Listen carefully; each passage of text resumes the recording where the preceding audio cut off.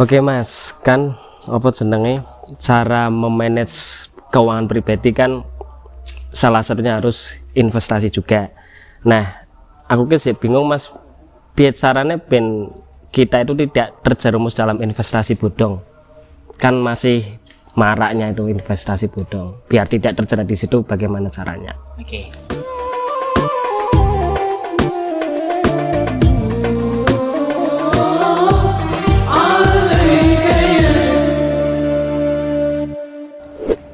Sebelumnya kita perlu mengetahui dulu investasi. Investasi adalah menempatkan sebagian dana untuk kesejahteraan di masa yang akan datang. Nah, entry point-nya di situ, di kesejahteraan di masa yang akan datang. Maka perlu kita analisis instrumen-instrumen yang memberikan kesejahteraan di masa depan itu apa. Dulu di 2021 kita ramai investasi bodong. Investasi bodong ini karena ini tidak men-underestimate atau menjustifikasi korban. Kita tetap harus bersimpati terhadap korban karena yaitu korban. Tapi jangan sampai korban itu terulang kembali. Apalagi yang menimpa diri kita. Yang pertama kita harus ketahui bahwa hukum investasi itu pasti high risk, high return. Apa itu risiko, apa itu return? Yang pertama, return itu imbal hasil yang kita dapatkan dari investasi. Kemudian risiko itu adalah penyimpangan dari return harapan kita. Nah, ini secara sangat teoritis sekali. Ini kalau kuliah 6 SKS ini, 2 semester ini. Nantilah kita bahas terkait return dan risiko. Intinya setiap return yang tinggi itu pasti linear bersamaan dengan risiko yang tinggi juga. Sehingga kalau ada yang menawarkan mendapatkan return tinggi dengan risiko yang rendah itu bisa dikatakan mustahil. Seperti itu.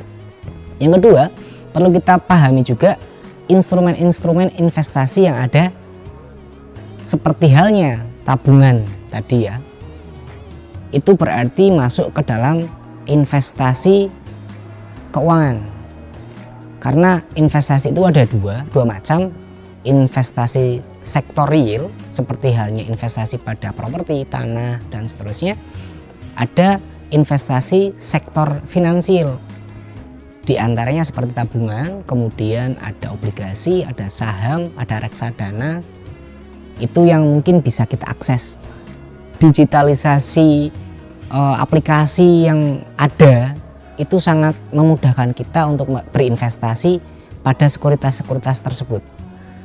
Tetapi sekali lagi kita harus mempertimbangkan profil risiko yang perlu kita pahami. Karena umumnya manusia itu adalah risk averse atau tidak menyukai risiko.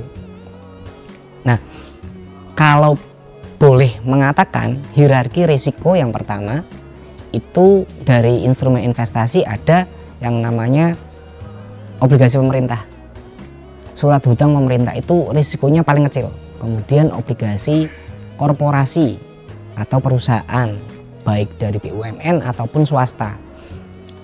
Setingkat di atasnya baik itu return ataupun risiko adalah reksadana. Nah, ini perlu kita kulik juga reksadana itu di dalamnya ada 4 reksadana. Reksadana pasar uang, reksadana pendapatan tetap, reksadana campuran, reksadana saham.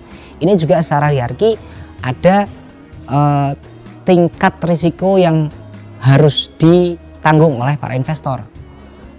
Paling rendah itu memang dari pasar uang, kemudian pendapatan tetap, naik sedikit lagi di reksadana campuran dan reksadana saham paling tinggi risikonya.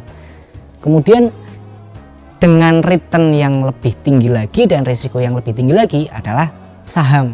Nah, ini yang yang perlu dianalisis lebih mendalam untuk mengurangi dampak risiko yang tinggi. Karena saham itu high return tapi juga high risk juga. Itu seperti itu. Sehingga kita perlu memilih instrumen investasi yang sesuai dengan profil risiko yang bisa kita tolerir. seperti itu Mas Sidney.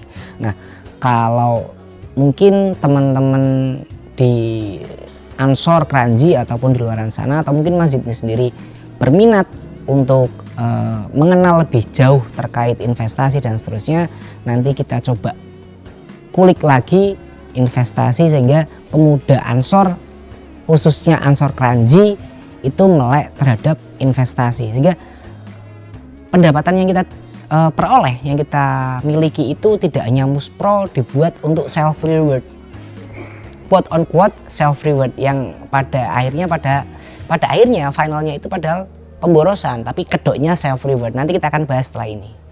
Mungkin seperti itu Mas Sidney.